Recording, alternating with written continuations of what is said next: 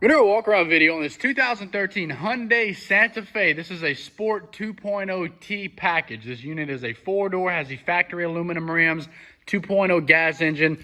Very nice little car here.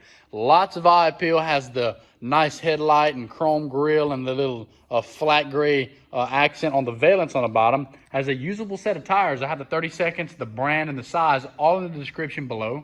This unit has a very nice interior. It also has that big sunroof, that really long sunroof. I don't know if they call that a moonroof, what they call that, but it's front to back sunroof. Again, the car cranks up, runs, and drives. So far, it seems to be doing what it needs to do. I'm not seeing any major damage on this car from looking over it. It belonged to an older couple. They're just getting out of it. The market's high, and they're just going to get rid of it because why not? You know, he's an old crawfish farmer. He don't need it no more.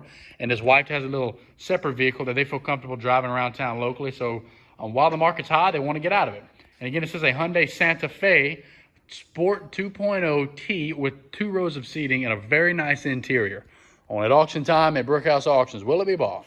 Thank you.